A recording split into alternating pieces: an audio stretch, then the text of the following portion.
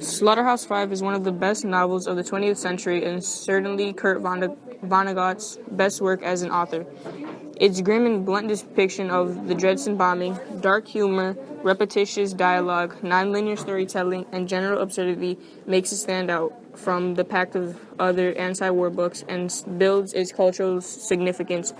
Seriously, stop watching this video and go read it. Alright, you're good. Awesome. So what exactly is Slaughterhouse-Five? Here's a general rundown without giving away much of the plot.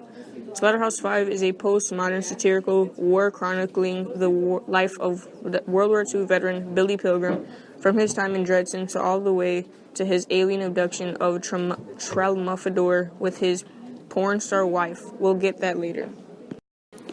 Much of what happens to Billy during his World War II days are actual experiences Kurt Vonnegut went through as well.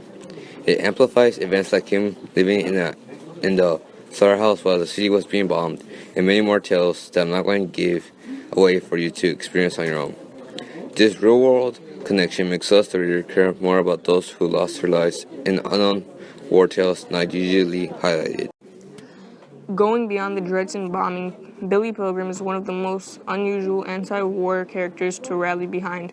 He never once outright states his position on war, but we can all easily see how the war has affected him. Billy rants on about his misadventures through time, or how he likes to call it unstuck in time, and his capturing by the Tralmuffadorians, an alien species who look like toilet plungers who keep Billy on their zoo to entertain other Tralmuffadorians. The Tralmuffadorians enlighten Billy on the true meaning of the life and death with their infamous phrase, "So it goes." Now, any reader can figure out quickly that Billy is clearly not the most stable person out there, but it's this instability that makes him such a sympathetic main character. His life is filled with endless death and tragedy that has caused him to create a reality in which he is the only one that can make sense of it.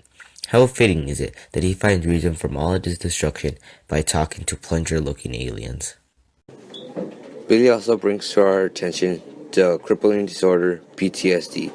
Now, PTSD wouldn't be recognized until the 1980s, but the symptoms were there from the beginning. As far as World War I, soldiers would nickname other soldiers who have near-blank faces as being shell-shocked. Billy clearly has more extreme case of PTSD, but there's no denying how war can leave soldiers as victims as well. The novel chalantly discusses sex and vulgar language as just another part of the human experience. Who could forget that there's an actual illustration of a breast near the end of the book? Or my personal favorite, when Billy's work companion tells him to get off the mother effing road, he takes it quite literally, responding with, "It was fresh and astonishing to Billy, who had never effed anybody." Stay classy, Kurt. And this is where the controversy surrounding Slaughterhouse-Five comes into play.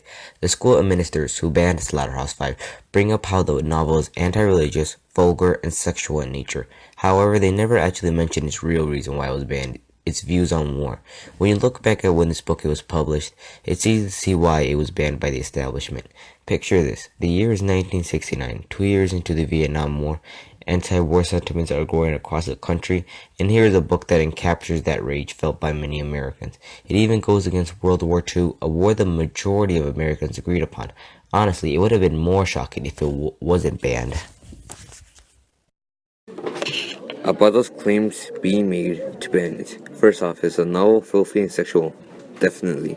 Should it be banned because of that? No. You can't protect people forever for you deem insensitive, as it only makes people want to read more. Banning books is counterproductive by nature, and the anti-religious redirect is just plain malarkey. As someone who has read the book, there's nothing of that nature in this book. They're lying to you, so it's easier to agree with them to ban the book. In this modern day and age, with the creation of the internet, there is no real incentive to ban books in high school libraries, as people could just easily find a copy online, but yet schools all across the country continue to ban books.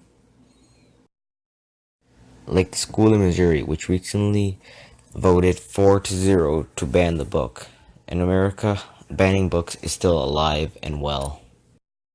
Slaughterhouse-Five teaches all of us about the destruction war brings to life, whether it being internal or external.